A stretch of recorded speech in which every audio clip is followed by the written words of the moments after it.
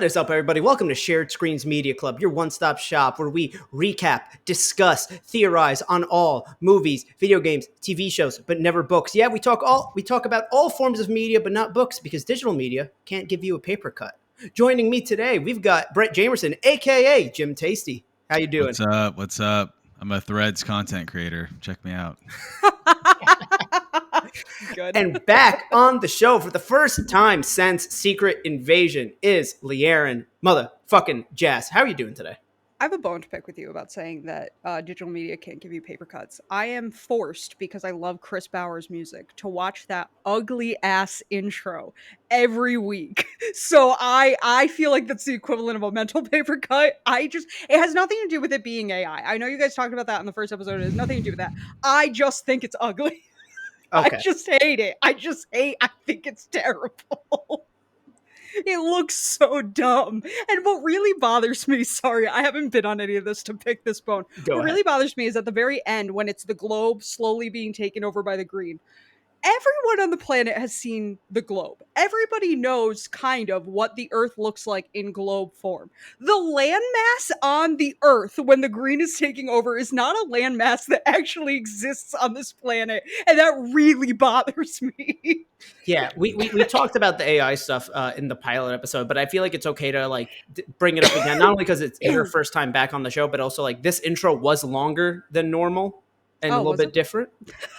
Yeah, because I was watching, I was like, it's not usually this long, right? And usually it ends with Samuel L. Jackson's face, but this one ended on the globe, so I we're ramping up.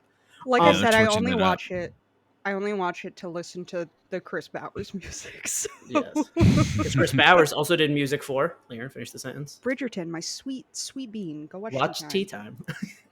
But yeah, since we've got the revamped intro of this episode, what my whole thing on what I said on the first episode was, if they can come out and say, hey, we used AI to give it the uncanny valley look, but all the images that it was processing was concept art done by our paid artists, I will be okay with that.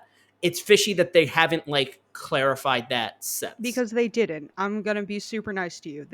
I'm gonna burst your little bubble. They got concept art from artists. They plugged the concept art into AI and told the AI to go crazy. That's why they're not saying anything. Is Disney knows. But there is not a good out here. If it's their concept artists that were hired by Disney, it's because the whole thing, I think that's... No, I guarantee you, they do not work for Marvel. They are just artists that they hired and then threw the basics they gave them into a machine. I am a Disney slut. We all know this. I have an annual pass. I'm going for my birthday. I'm on all the content that's owned by Disney except for Star Wars because I gotta watch it with my parents. But AI, Disney is the one leading the charge of how do we replace artists with AI?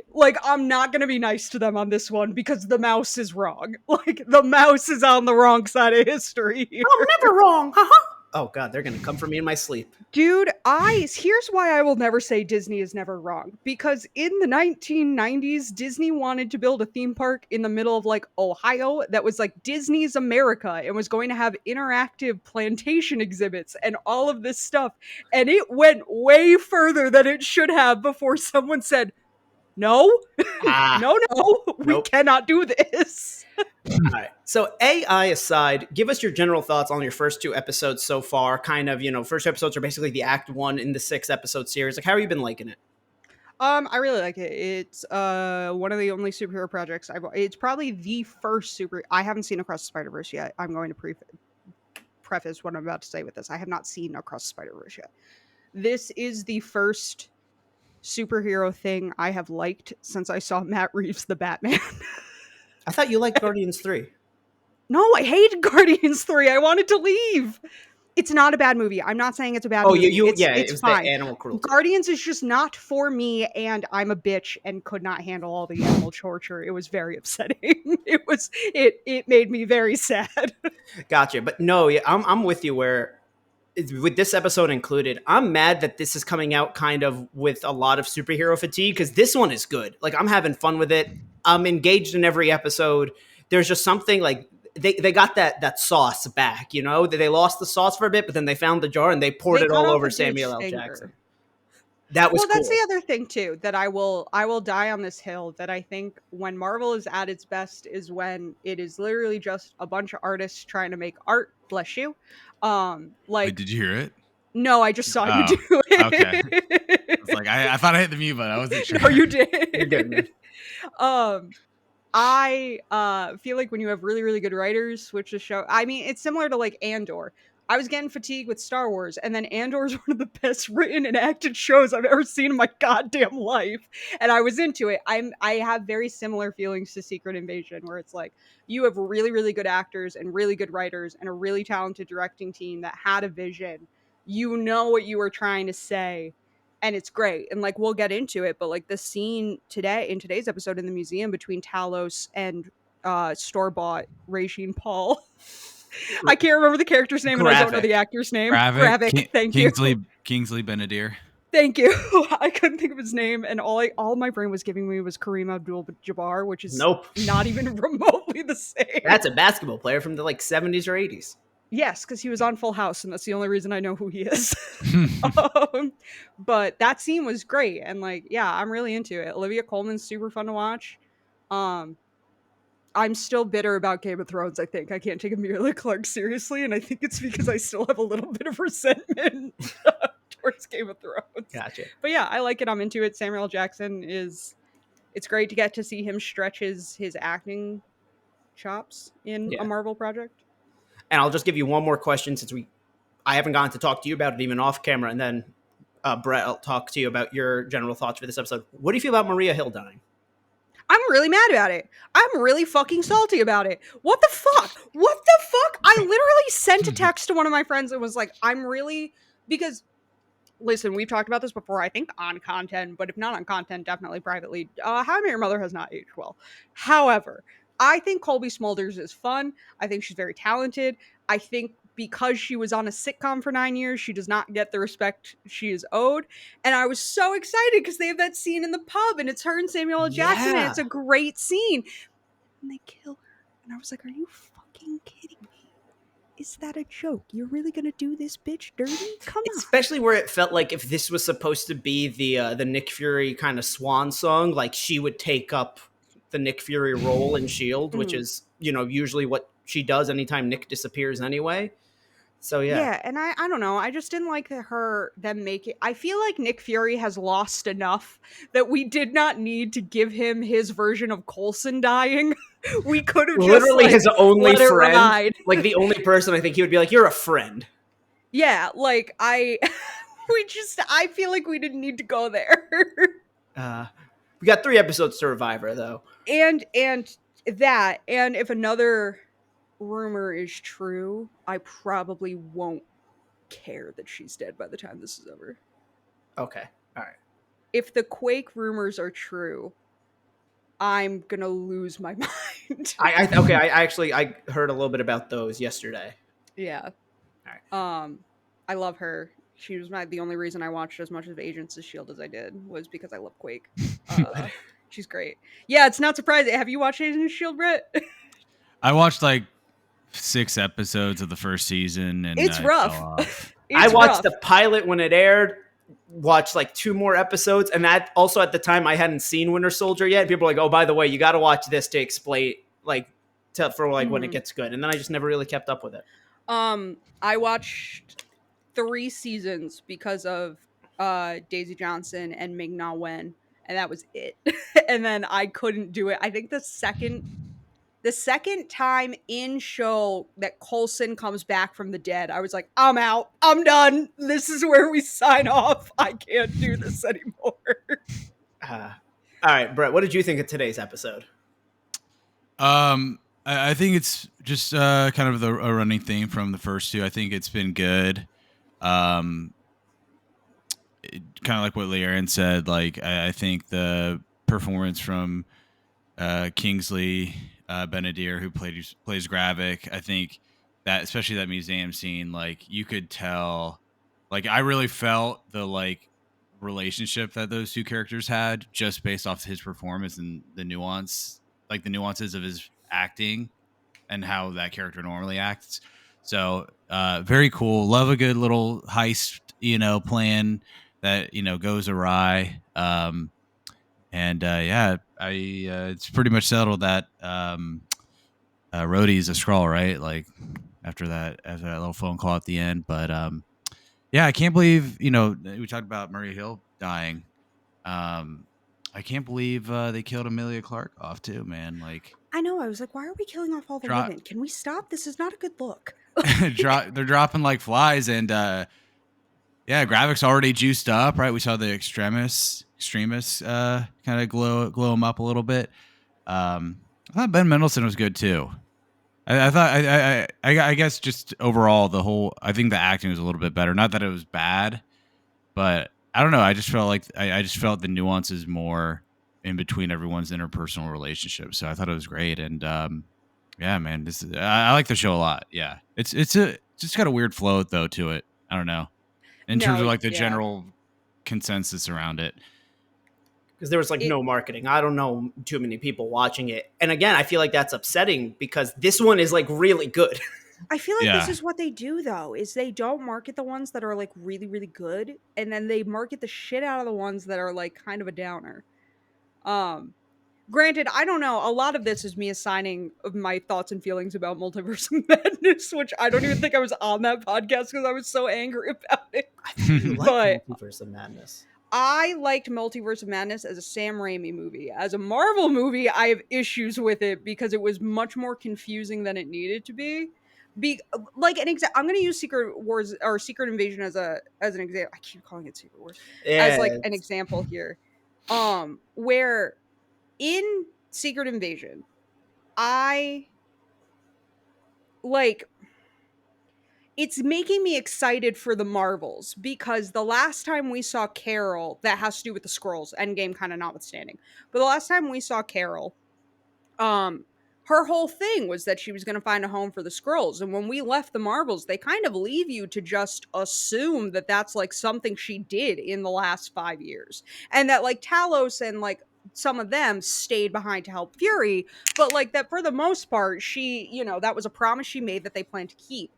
And then we have Fury being weird about her, and nobody knows where she's been since the blip. And all we know about her time during the blip, because she didn't get like snapped.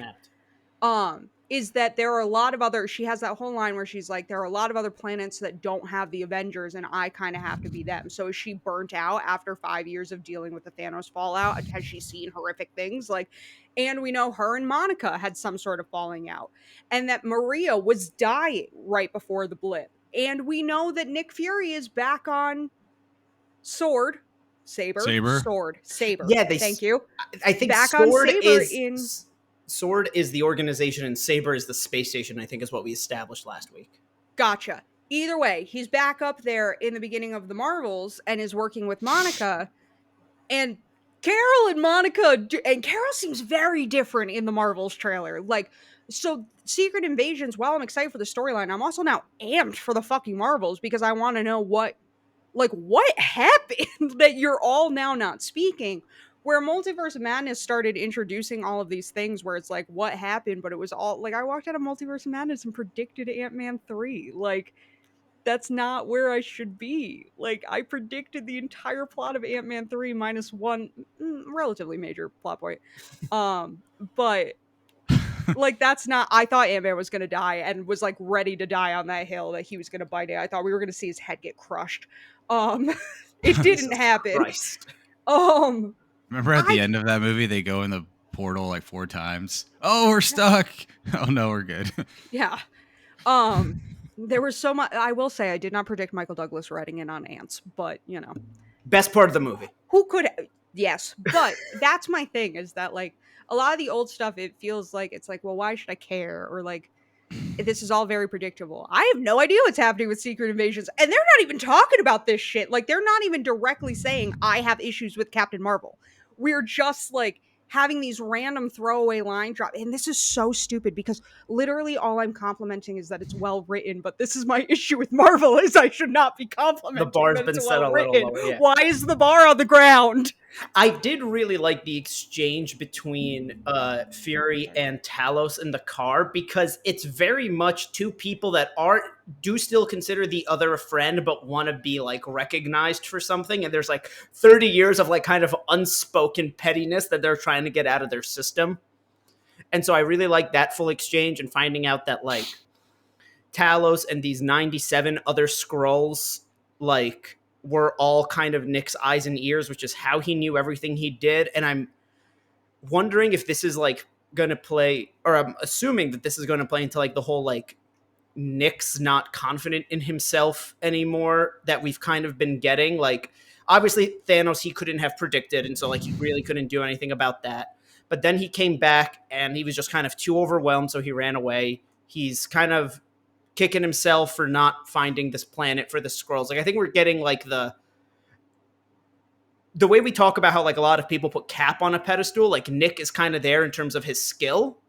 I think that we're bringing him down a bit, just not in a way where we're like, we got to stop giving like the respect to Nick Fury. He's still Nick fucking Fury, but we're getting a much more like nuanced version of him. Nick Fury has fucking earned it. Who knew I had such powerful feelings about Nick Fury? I didn't. I'm not saying he didn't deserve it. I'm just saying is I think we're showing that he himself is still a person and has made mistakes and maybe has used other people for help and isn't godlike as the way he appears, and that he always knows because he's him. I also imagine being an old man and disappearing for 5 years is going to fuck you up. Yeah. Because go ahead. When you're old, your friends and family are usually also old. Like, losing 5 years because you disappeared when you're like 65, I feel like would be different than being like 15. When you're 15, everybody you know is now suddenly an adult, and like you're just not gonna have that same relationship with them. But like when you come back and you're an old person, a significant number of people in your life have probably died. I mean, I shouldn't use Flash as an example because they've put forward that he's pretty shitty parents, but Flash seems to be doing just fine. All of the children from Spider-Man seem to be doing just fine after coming back from the blip. All things considered. I think they're doing great. Yeah. What? Bar none. I think they're doing pretty well. Like, but I feel like the adults are really fucked up. Yeah. No, definitely.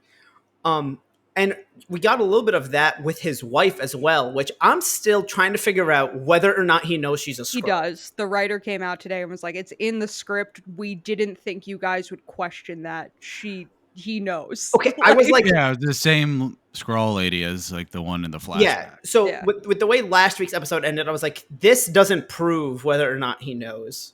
And then the beginning of this episode made me go, oh, he does know because he's asking her about her new face. But the way she left the house at the end in this one made me go, what doesn't he know? And I think it's that maybe she has turned to Gravik in those years that Nick was gone. Or at the very least is maybe stuck having to do something for him. And that's why she took the gun at the end. I just also think you vanished for 5 years. I grieved you. You came back, and rather than us getting the happy reunion that everybody else fucking did, you went, bye, I'm gonna go to space. Like not even a place I could reach you at.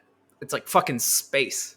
Yeah, like that's not like, let me hop in the car. Like, it's not like, if I get in a fight with somebody and I hop in the car and drive off, like, you can hop in the car and follow me. Like, can't follow me to space. Like, yeah, were they not texting and FaceTiming and stuff up there? Like, well, then that gets into what is the technology capabilities right now in the current. I think they got. It probably cost her like $5 a text. Space. Is that possible? Hank Green, I know you're recovering from cancer. But I feel like would it be possible for, I'm writing down this timestamp because I actually want this to be the social bit so I can tweet it at him. Okay. That's not even a joke. I'm curious. Aren't you curious if you can have if Wi-Fi would be possible in space?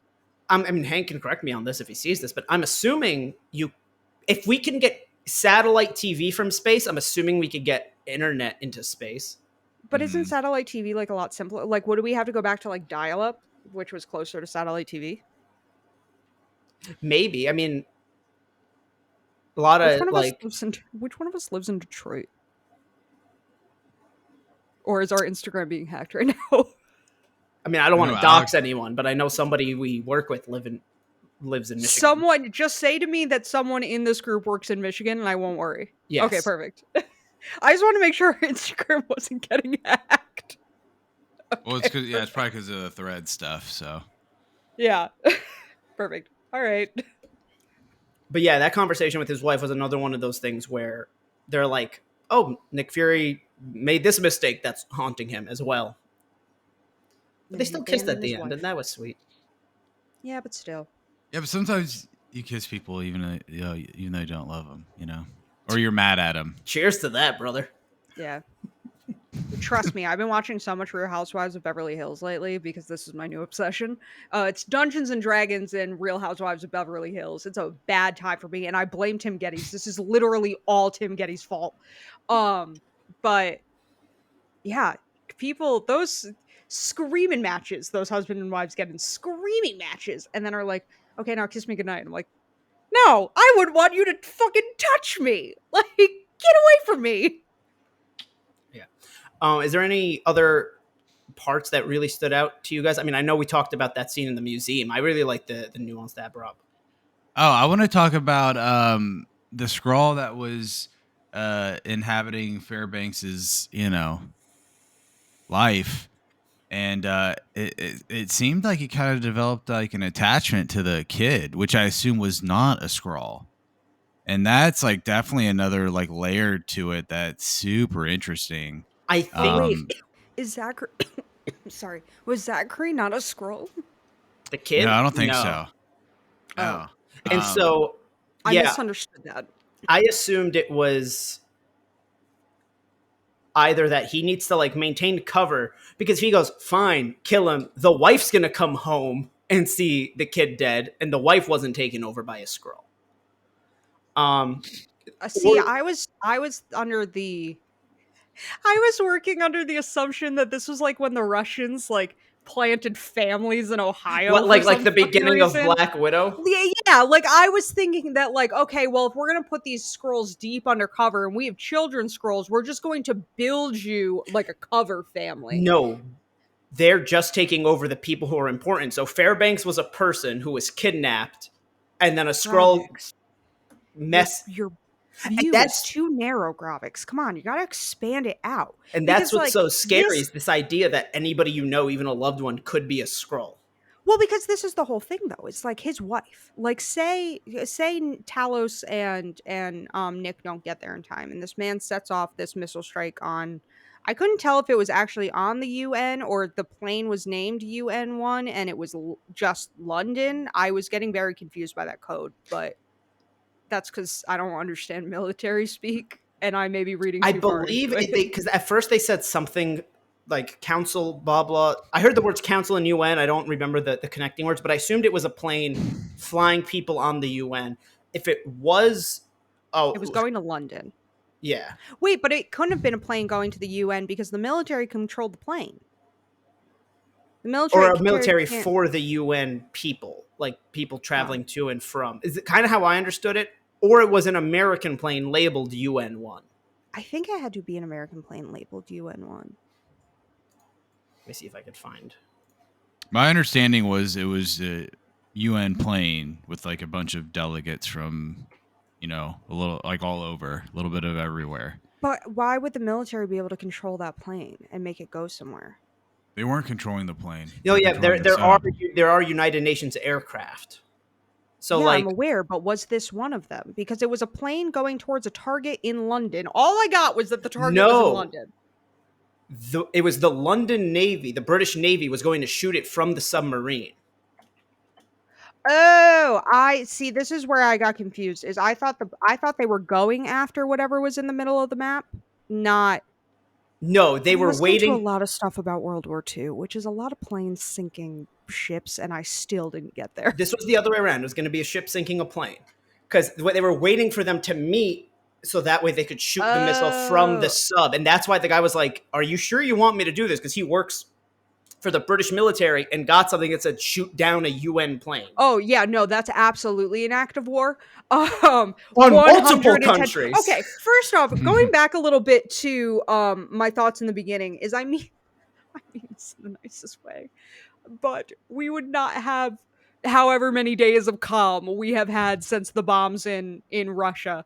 If the leading forces in Russia really thought an American terrorist organization went in and bombed Red Square in Moscow, they'd be marching on our allies the next day. Like that would be a full launched attack on NATO the next day. That's the only thing that's really taken me out of this is it's like we gotta act fast before the Russians. No, just Yeah, say the that way you've talked the Russians down. the I comparison, believe Rhodey's talented enough to talk the Russians down. I'd buy yeah, it. the way I've interpreted it is that other countries have kind of been like, well, let's figure out what happened before we act too hastily. And I kind of compared it to how like the country that orchestrated 9/11 is not the country we invaded after 9/11 per se. Yeah. But also the people that orchestrate these attacks are not necessarily acting on behalf of their government. And so like, it's very much but I that don't they're think all on Russia thin would look ice. at it like that. I think Russia This looks is at it the way Marvel they look at Russia. theirs.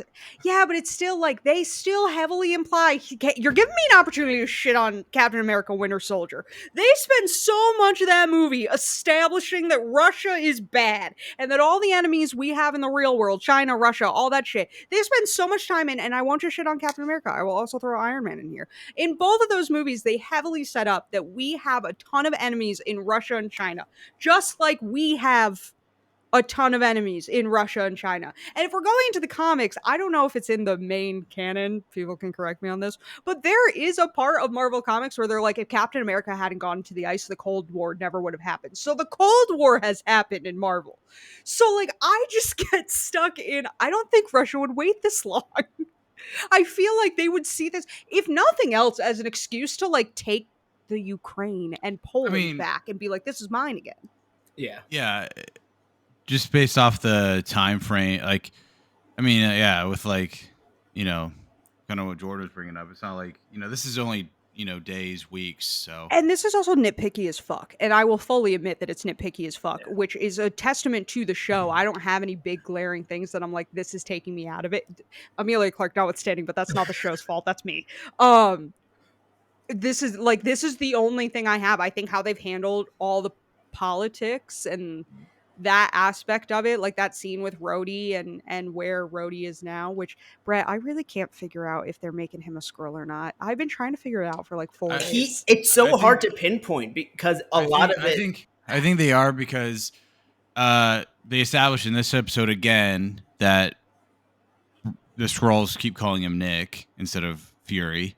And when Rhodey had the big sit down with Fury last episode, he called him. He was like brother, and the Skrulls call each other brother or sister all the time. So I think that's two see, giveaways. And he was on the phone call at the end of this episode. So this was the thing. I couldn't tell if that was him and it didn't say in the subtitles, and I didn't want to assume because I've done that before and been very wrong and been like, no, it's this guy's voice and it's definitely, I can't tell. And the no, it brother is. thing, I thought he was I interpreted making that as fun of Nick trying to be like, hey, we Yeah, both have had to. there's a nuance with that, but I'm just saying like that with the Nick thing and with But the the thing phone is, call at the end. Fury didn't freak out when Rhodey called him Nick the way he did when Fairbanks did, which makes me go, maybe he feels like Can we Rhodey. continue to call him Bob instead of Fairbanks? Because them just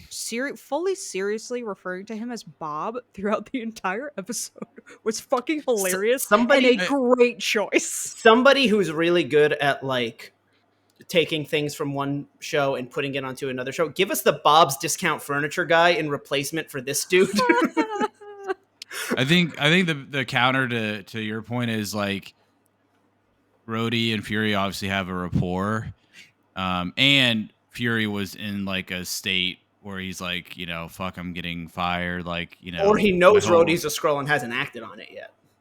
Or yeah, my whole situation's going to shit. Like, usually when you get fired, you're not like crystal clear mentally, right? So I think there's something like that too. I have another question that I wanted to bring up on here because I don't know if this is me thinking too much about it, but it ties into the whole Rhodey and all that kind of stuff. So if Rhodey is a Skrull Jordan, please do not make a Terrence Howard joke with what I'm about to say. But if Rhodey's a At what Skrull, point was he taken? at what point was he taken, or has Mhm. he always been a Skrull? But he can't have always been a Skrull because he was friends with Tony when they were younger. So at what point was he taken? And then what happened to him? Because I also don't love the mind fuck that it would kind of be for me.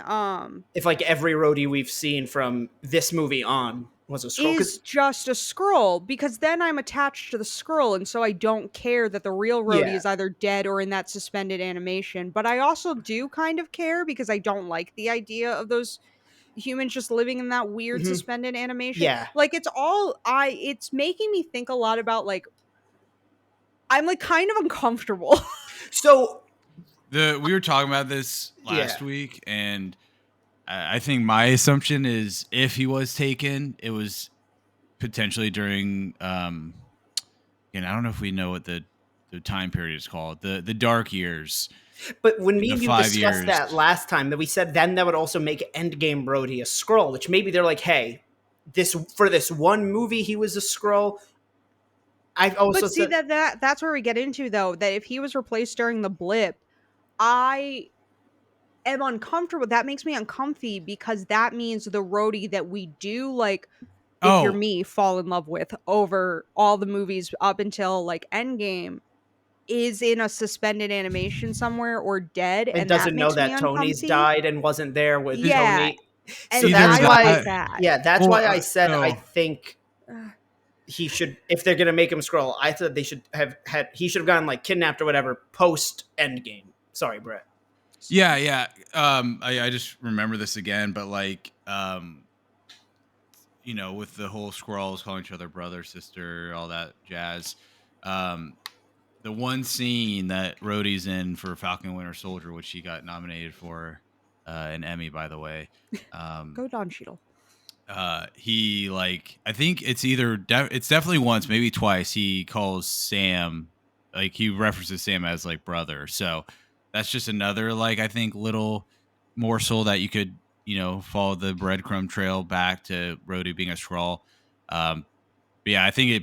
Yeah, now it's probably after Endgame, just because I think Rhodey and Tony's relationship would be just they can't mess with that, right? Yeah, We were talking about that. The whole thing is like if we were like who's like big reveals, like they have to usually there's a cameo or eventually Nick is gonna have to or Fury's gonna have to be like I need like some super powered dude to come help me deal with a million insurgents potentially. yeah. Um, From what I've read about people who were around during the original Secret Invasion arc from before any of us were born, it did upset a lot of people that characters they had known for years turned out to just be Skrulls. mhm. And the point is what you were saying, Larry. The point is to make everyone uncomfortable. Like, imagine being that 16-year-old kid and finding out that for like the past 5 years, the person who like scolded you and like, but also comforted you was not your actual father, was some alien wearing his skin. Well, that's where I get into like it doesn't make me uncomfy in the way they want it to. It makes me uncomfortable in a very removed way where I feel like it's kind of a character assassination. Like I just Yeah, really feel like they're destroying a beautiful friendship between, as dysfunctional as it is, a beautiful friendship between Tony and Rhodey. And it kind of undermines like some of the only things I enjoyed about Civil War, which was their relationship and the changes the relationship goes through and the way they kind of use Rhodey to get at Tony. Like it undermines a lot of that shit. If you couldn't tell I was Team Iron Man when Civil War came out. But it undermines like the only things I liked about that movie, and that really yeah, like bothers me. It undermines a bunch of stuff if he's been that way since the beginning. Like it undermines a bunch of stuff in Iron Man 2 that like really bums me out because it just feels insincere. And it kind of, if they do it that way where it's from the beginning, it's kind of going to feel like, well, this was never the plan. You have not been writing anything with him with the idea of him being a Skrull in mind. Just when you were successful enough to decide that you were going to do this 2 years you ago, did it. Yeah. you did it. And I don't like that either. That's why I'm okay with it happening after Endgame, because the only then roadie piece we get that I feel like is lost is that one scene in Falcon and the Wait, Winter Soldier. does Rhodey gets snap? No, he's there from the beginning of Endgame because him and Okay, so Nebula I go don't. on Yeah, the mission. this is the thing that I don't jive with. Yeah, this is what I don't jive with. Is like, then where would they have replaced him? Because in my brain, I was like, I feel like the only way that they could make Rhodey a Skrull that I wouldn't be like, I don't love this, is that he's either been a Skrull since like before we met him, and so Tony and his deep friendship that we saw was always Skrull Rhodey. Yeah. Or if they were to do it where Rhodey got snapped or Rhodey died at somehow, like we don't know how Rhodey died though, and it was just a really opportune moment of when everybody was. I just got a notification Brett Jamerson posted on Threads for the first time. Great. I did that. I did it like 2 hours ago. Well, Instagram is telling me now. Yeah. So um, the friendship thing and the relations, like that's why they have that whole absorb the memories thing, is like so they know how to pick up from where this person's life's left off. But anything that happens afterwards from the audience's perspective is like, so none of that was real. it just gets into a lot of like why the Matrix is evil thing, and I feel like they're gonna yada yada that away, because Marvel has a tendency to yada yada things they're not comfortable with or haven't fully formed. um I'm concerned. I'm scared. Yeah, the timeline for when Rhodey was taken is going to make or break whether or not this potential reveal is like fun. Yeah. Because like, if it happened post Endgame, the only thing we miss out on is that dynamic between him and Sam that we get in one scene, and I feel like that is a more acceptable like appearance to lose out on not being the real Rhodey than Yeah. years. Rhodey in that scene too is talking points exactly what has been a lot of talking points in this show is like allegiances have fallen, our enemies are changing, blah, blah. He's like, how it, because I think the episode is called New World Order or something like of the first episode for Falcon Winter Soldier. Yeah, the first one was called New So World Order. Yeah. that show makes a big emphasis, but in that conversation, there's a big emphasis on like just everything is changing, like, and so I think that would again align with Rhodey being a Skrull. Well, yeah, because like that's the thing, is that I never thought about the blip is a really, really great opportunity to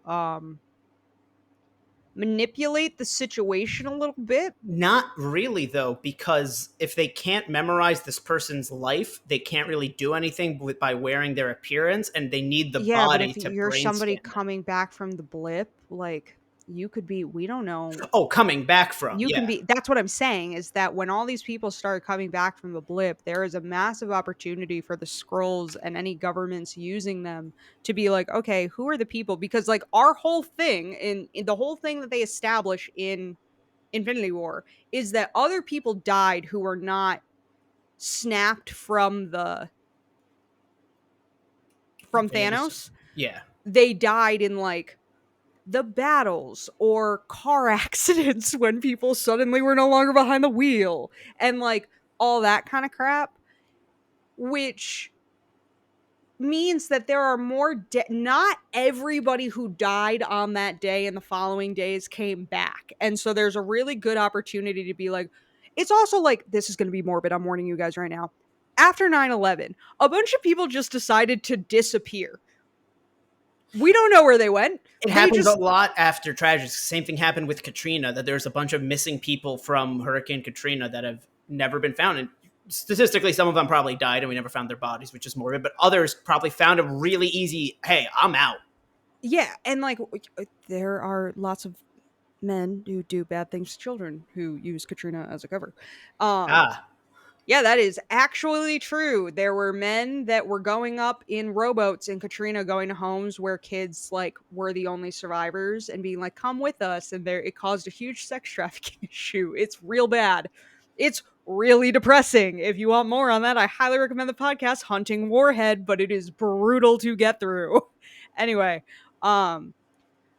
you could look at, okay, these are the people that are missing that haven't been recovered, bodies that haven't been recovered, people who probably died and just like they fell through the cracks. Imagine how many homeless people died following the blip that were like not because of not because of the snap, but just in the time afterwards. I'm sure plenty of homeless people died because people were angry, and that's a thing that happens. Like, those are identities that nothing's really happening with, and it's really easy for you to take this man's face, and nobody really knows who he was beforehand. I'm not saying it's good, it's shady as fuck, but No, it's yeah. a really good opportunity to like slip some people in places.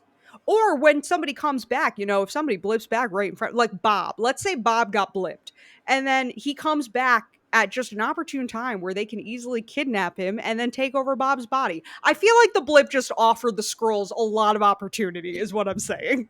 For sure. Mm-hmm. Except the Skrulls who got snapped. Yeah, but you know, you win some, you lose some. Like, but when they came back, they were like, "Hey, we have a whole like pick a face from the catalog." Yeah, like that's my whole of like because, people like, who died not of the of snap during the events of the snap. Because my other thing too is we don't have Nick Fury, we don't have all of these people, and so the Skrulls are probably like, I don't really know what this means for me now because Talos brought them in and never told Nick, and now Nick isn't here, and half of them have disappeared. So that's just like a whole clusterfuck.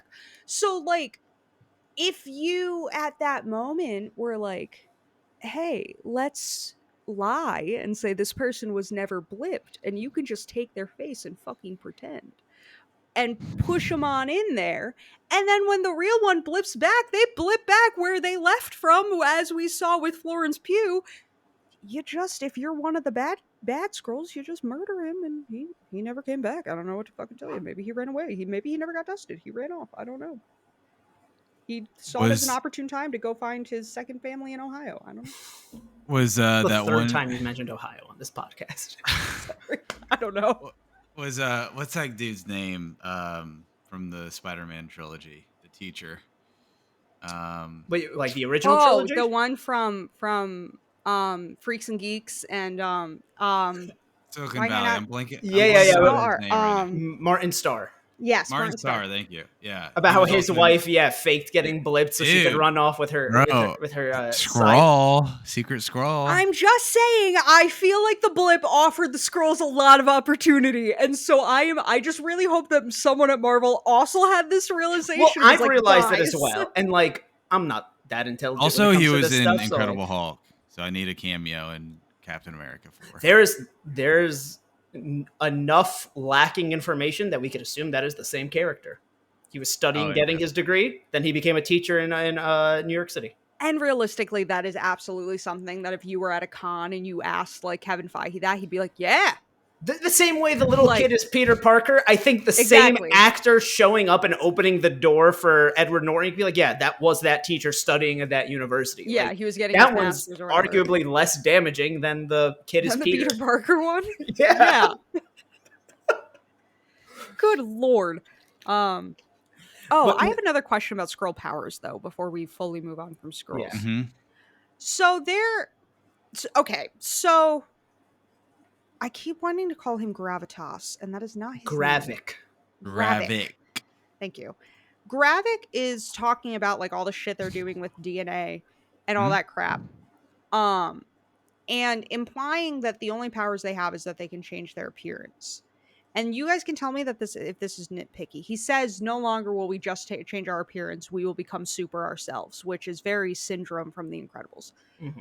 But then, I don't remember if it's before or after, we see the museum scene where everybody changes, and it changes their clothes. Oh, like sometimes they change their clothes, sometimes they don't. Yeah, is that part of their power that they can change their clothes, or have they already, or have those ones in the room? Because we've never seen a Skrull change their clothes like that before. We've only ever seen them change their appearance and have the same clothes on. I would just assume that's like just a layer of their skin. You know what I mean? Like they're technically naked, but they made their skin look like clothes. You just make your arm look like the sweater or whatever, you know? Brett just introduced something I really don't like into my... that makes me wildly Or they're here and they're walking around naked. Or it's just... I mean, Chewbacca's walking around naked and we all love him, but he's right? covered in fur. That's like a dog. That's like being like the dog walks around naked. Yeah, it's a dog. Like... Why does Donald Duck wear a shirt? Because you don't... Because just like Talos didn't understand the dog-human dynamic, you know? Yeah. Something's up. Yeah. Something's up. Skrulls are basically like, like world's strongest men. Like they can, like in terms of their powers, because like in episode 1 when the art dealer dude was fighting Talos, he was kind of like throwing him around a little bit. So I think they're not like Captain America levels, Skrulls but are they're stronger not than the average human, but to each other, obviously that evens out. And he was talking superpowers like Extremis or what Groot has. Beyond just compared to them, we're strong. Mm-hmm. So in last episode, if you missed it, when I didn't Amelia understand what that computer was saying. I fully did not understand what was going on So there. And there I meant to was- watch Eric Voss's video, and then I forgot. there were 3 species of aliens or other DNA typed of people, and you'll see why I worded it like that. It was Groot, it was the Frost Beast from Thor 2, and it was the Extremis Project. And basically that's what the Super Skrulls are, is they've taken samples of those creatures that have been on Earth at least once, and governments came in and did all those biological tests.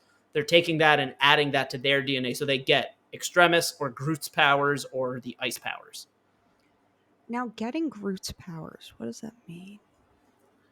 Okay, imagine. Like, does he become like Elastigirl?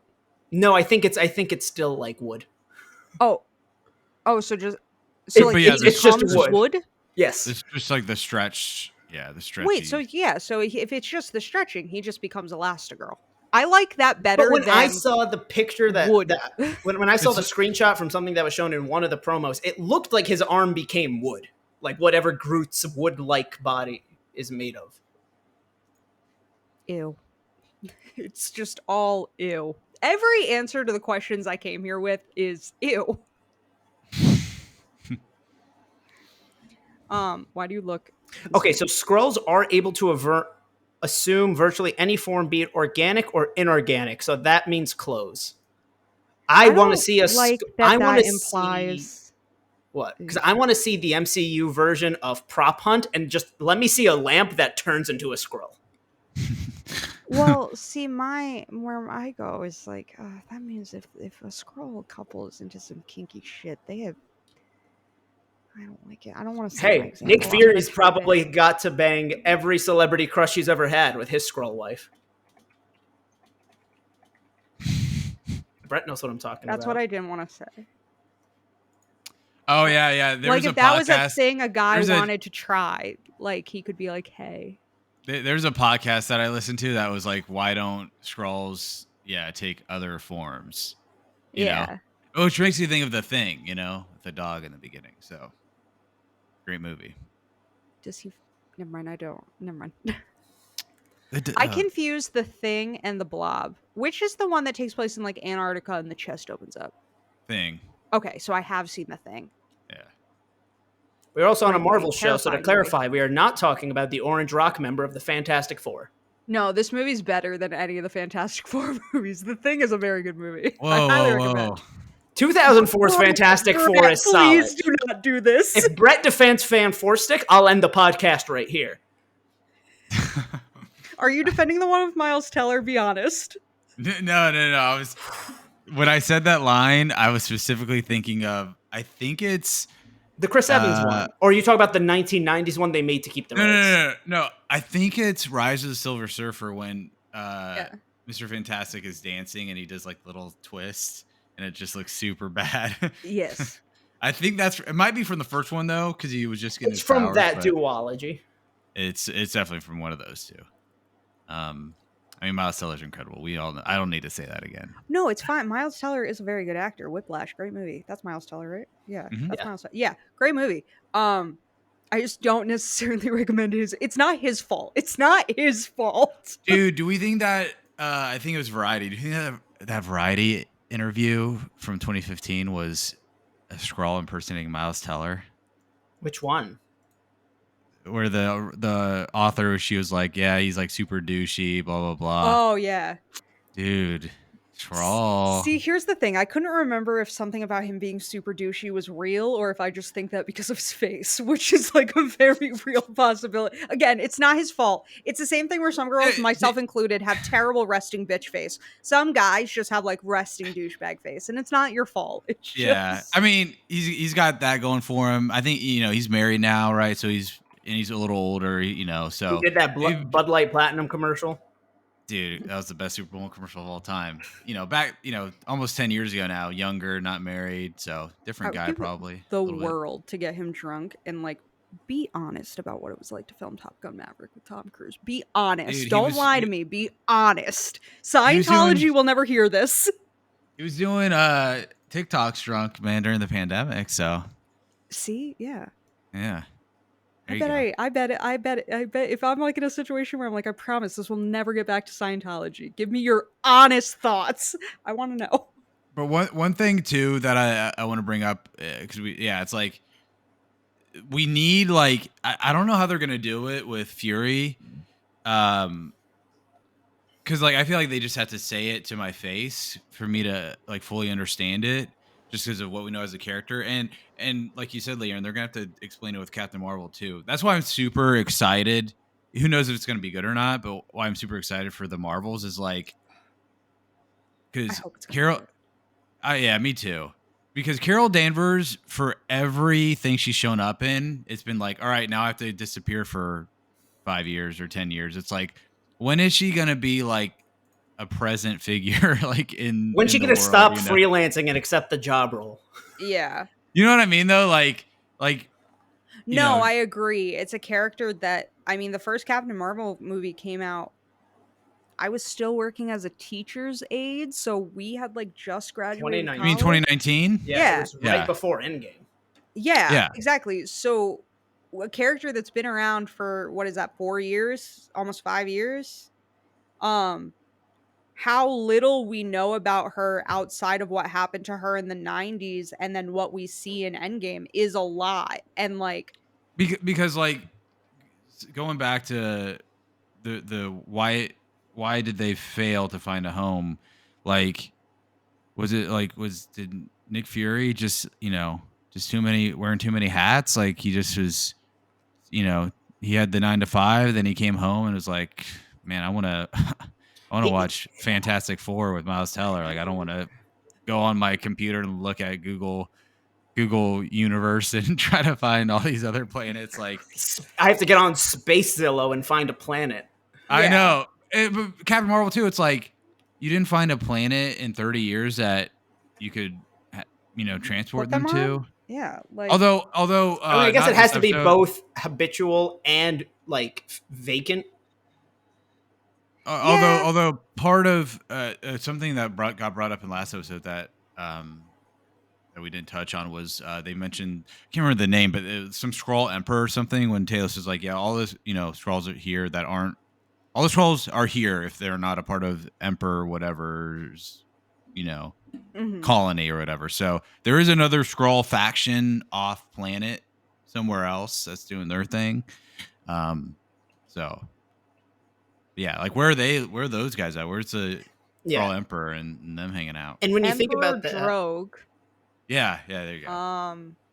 Yeah, who is Emperor Drogue? Oh Jesus fucking Christ.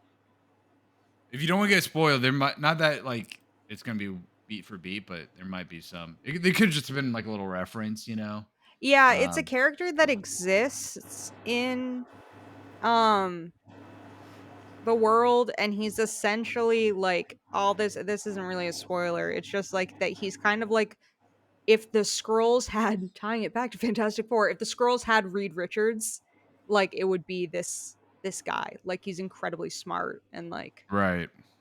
cool, but it's not. Maybe he'll be in the Marvels. I could see Maybe that. I would love that, but yeah, Yeah. it's not saying like where he like lives or anything. Hmm. yeah, Um, fun. That's terrifying. Um, Yeah, I'm gonna need them to. I'm gonna need to be like Nick.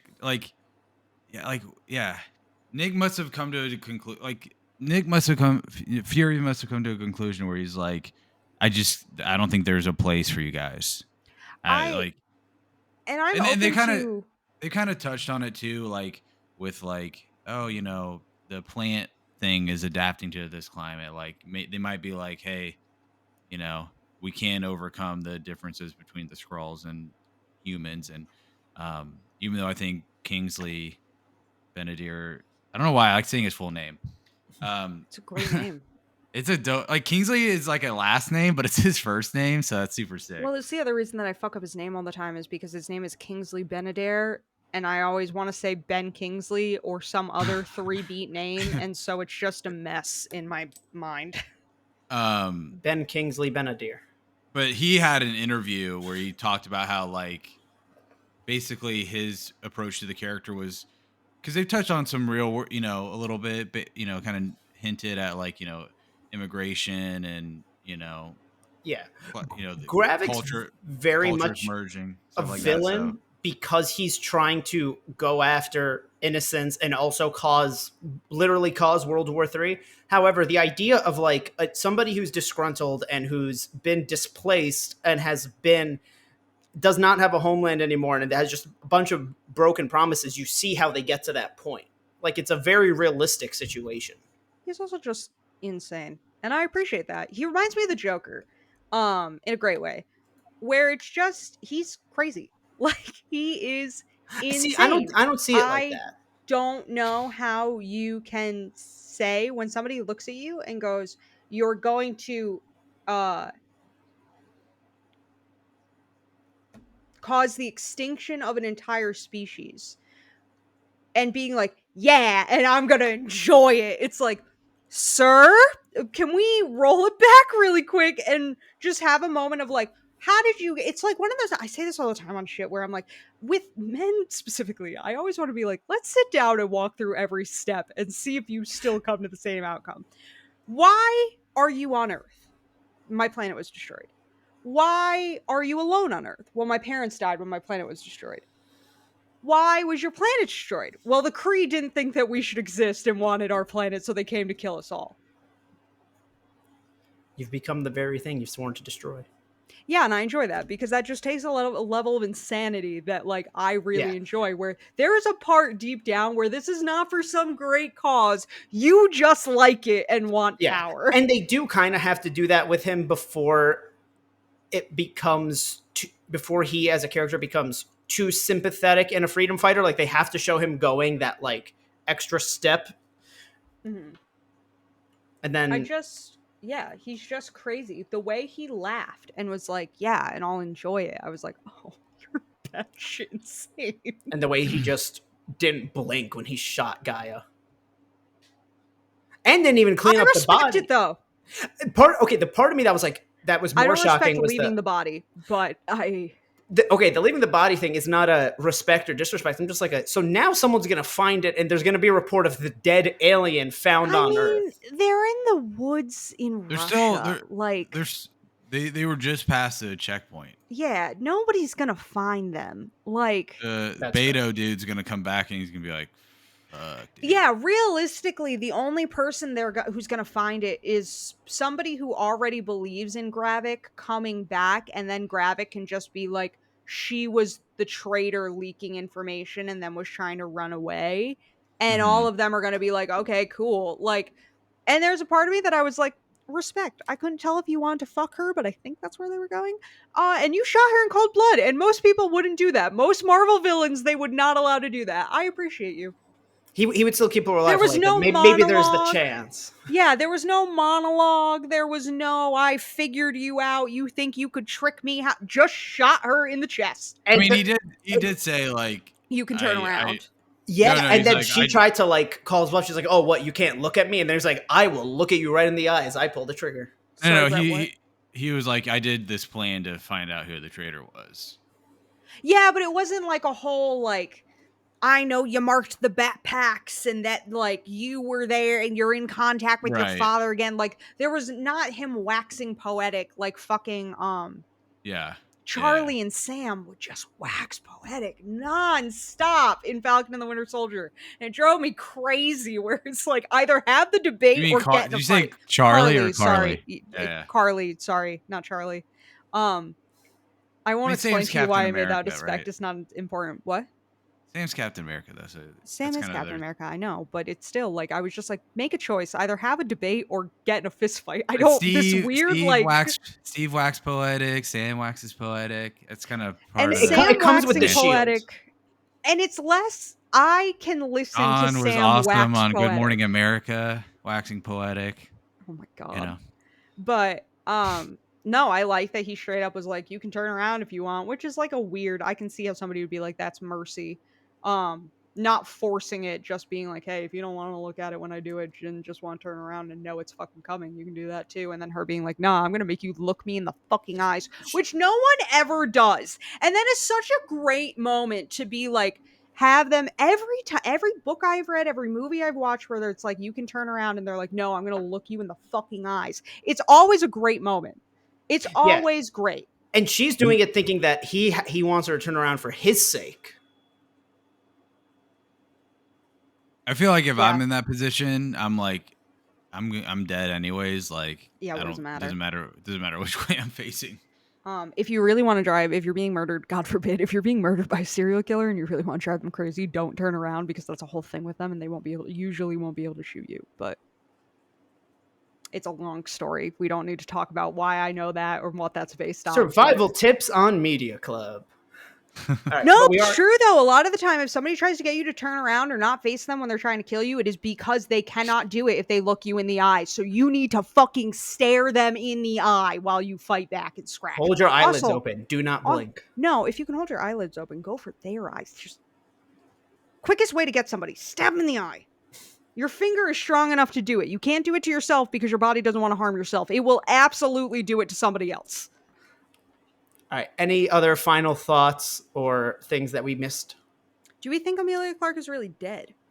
We saw her. I've been assuming that when they turn into a Skrull, they've died. Okay. Well, would that happen? Is this like a concentration spell? Sorry, Brett. Go ahead. There was something about like when Fairbanks. Oh, I gotta sneeze again. Oh my gosh. Bless you. I don't think I muted myself that time. You didn't. That one I was about to say. That one I heard. I didn't. I saw that. Sorry about that. You're good. But like because a bunch of others, incognito Skrulls got killed, and like the purple. There's like a purple blood, right? Mm-hmm. And I think with her it was red, and she had red markings on her head, not purple. Which I was gonna ask if that means. Do we think that means something? I don't know. Like when she changes the little speckles, the dinosaur speckles that they have on their head, hers are like a pink red color, and a lot of the other ones have been purple. So I don't know if she put on like a Kevlar vest or something, or if she took a little dose of the Super Skrull serum or something. I don't know. Yeah, it would be. I think regardless of everyone's opinions on Game of Thrones, I think it would be a waste of Emilia Clarke to kill her off in episode 3. I'm not expecting her to show up in every Marvel thing, but I think not getting the full 6 or 5 or whatever, I think it would be dumb. It would be a shortcoming for sure. Yeah. I mean, I'm not going to hold it against them if she's still alive, but I had been following kind of the rule of when you shoot them and they turn back into a Skrull, they've died. Yeah, so there's that too. I don't know. One last quick cue. Who did we recently learned that the chick from Seinfeld is fucking somebody. Yes, she was fucking Everett Ross. Freeman. Yeah. Okay. Yeah. Perfect. Do we also think? I don't know why Olivia Colman's character really reminds me of her. I was like, they would be best friends. I said in the first episode, I wouldn't be surprised because I'm pretty sure when Valentina first showed up and I didn't know who she was and I was looking into her, that there's 2 kind of versions of Valentina, and so if this is the other version and this is the one that Nick used to fuck. Yeah, I'm curious because I feel like I don't know. I don't want to assume that it was sexual tension and that's why they don't like each other anymore, because that feels wrong. But you could feel the sexual tension. Did he leave you for a Skrull? Is that why you hate Skrulls? Because Nick, I will hate that if they make that Olivia Colman's character story is that Nick Fury left her for a Skrull and somehow she murdered Skrulls. She was in one scene for 30 seconds and it was incredible. She's been so her not even caring that he put the camera and then putting the eye patch over the same eye. Yeah, great moment. I enjoy it. the thing is, I'm not 100% sure which character she's playing, but yeah, she gives off like Valentina vibes. I'm like, maybe this is Nick's I feel like ex-wife. they'd be best friends. I really do. Maybe it's Like, I feel like Valentina's they mom. vibe. Olivia Colman and the Julia woman from Louis-Dreyfus. Seinfeld, thank you, are this. I'm 90% sure the same age. Doesn't mean they are in the shows or the movies. Emmy Rossum's like 10 years older than Tom Holland, and she just played his mom. No, she plays his aunt. Yeah, Julia Louis-Dreyfus is 62 years old. Mm-hmm. She's 62, I'm 62, you know what I'm saying? Olivia Colman is... Olivia Colman is 49. Yeah, so Julia Louis-Dreyfus is like 12 years older than Olivia Colman. Yeah. So maybe Valentina is Sonia's mom. Ooh, they're gonna have to I need one of them to flirt with John Walker in Thunderbolts. That's all. I really worry. Even though he's married. No, I'm with you that I think one of the way they may like kind of subtly play that she's a bad person is having her be like weirdly like sexually assaulty with John Walker. Home wrecker of John Walker. Walker. No, it's just that like there are older women that think they can just touch young men and that it's not a problem because they're men, like specifically their stomach, their asses, their biceps. And I feel like that'd be a really clear way to be like, she's kind of a fucked up person. And if the plan is, which I think it is because of who's in the Thunderbolts, to flip John Walker from this psycho fascist that he is now to somebody that more than just Brett can root for, that could be a good way to establish it too. Yeah, but I agree that they gave off like similar energies, and so one of my friends put a fear in my head the other day though for Thunderbolts, and this is what I will leave it on. What if Julia Louis-Dreyfus and David Harbour fuck in Thunderbolts? And I was like, thank you. I did not need that in my brain. I'm kind of for Weisz? Rachel Weisz, I feel like, is over his shit though. Yeah, they were never together. I imagine they still fucked. Like, imagine 20 years or whatever. Yeah, pretending to be husband and wife for 20 years. Like, you can't just go out to the bar and like try to pick up somebody else because where are you gonna go? And like, you can't. And you can't break. Well, you can't break your cover. You can't risk her seeing anything you have. So like, just out of like, hey, we got to get these urges out somehow. Also, John Walker in episode 4 was a Skrull. It wasn't really him. Somebody else decapitated the man. Not smashed, cuts it off.